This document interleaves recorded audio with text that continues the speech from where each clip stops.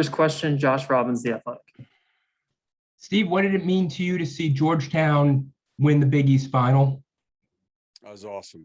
It was, I was just telling Joel, we had a couple group texts going during the game. We had the one with our staff here with, Steve Hetzel, Pat Delaney, Steven Silas. And then we had a group text with Stan and Jeff and Bob Byer and Brendan Malone. Actually, I texted with Michael during the game a little bit. Everybody was watching, and it was, they played obviously great. And, to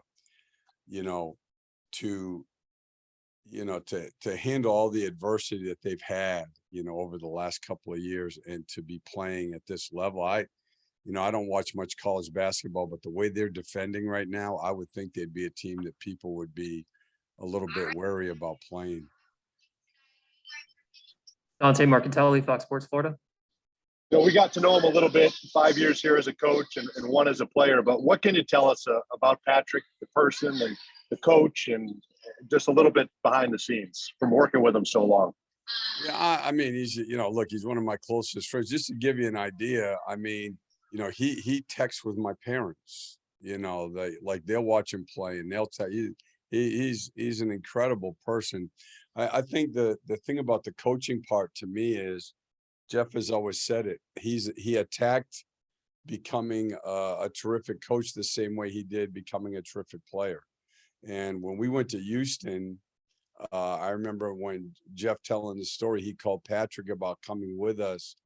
And Patrick's thing was, I'll come, Jeff, but I want to do everything everybody else does. I don't want to be just a figurehead. I want to learn how to do this.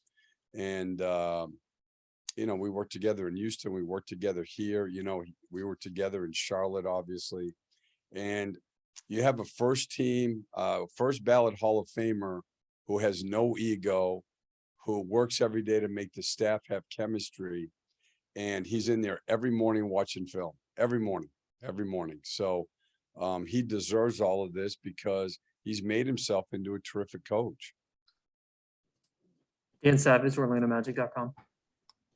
Cliff, we saw Terrence Ross listed as questionable. How is he progressing, and is there a chance he plays tonight? Yeah, he's going to try to play for sure. And he's not going to start because it'll hopefully give us a little bit more balance when we break the lineup. But he's going to try. He feels a lot better. He felt better yesterday. He feels today.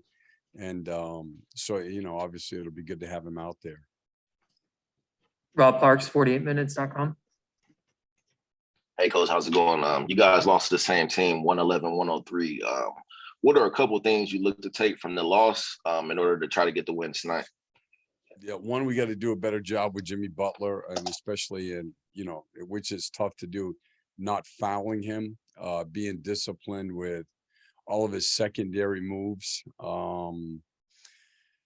And the other one is we got to be cleaner. They do it, I think, as well as anybody in the league, of different combinations of pick and rolls and flash game.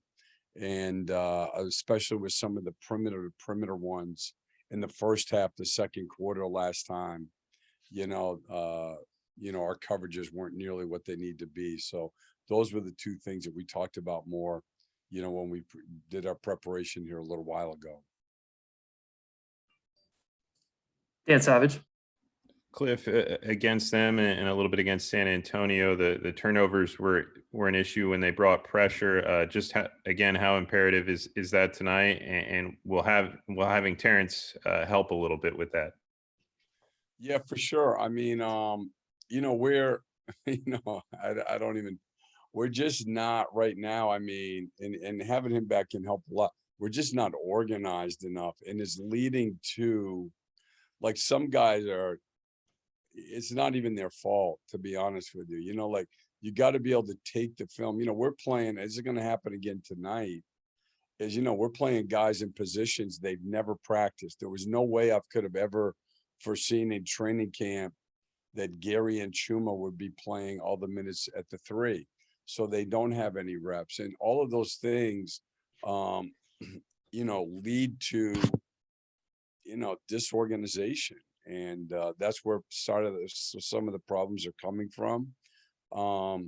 We've got to be able to play through Vooch in the post, in space. We've got to be able to get T-Ross the ball. And then we have to find other ways to score. You know, in Miami, for instance, Dwayne's pick and rolls were good for us. We've had games where Chief in the post, whether it's him scoring or him passing, have been good for us. And we have to be able to find more ways that we can score efficiently. You can't just go to two guys, especially a team like this. They're so well prepared. They game plan great. They don't make a lot of mistakes. And you've got to have a balance of offense to, you know, have enough points at the end of the day to win, you know. Back to Josh Robbins. How are Evan and Aaron Gordon coming along? You know, they weren't close for today, either one of them.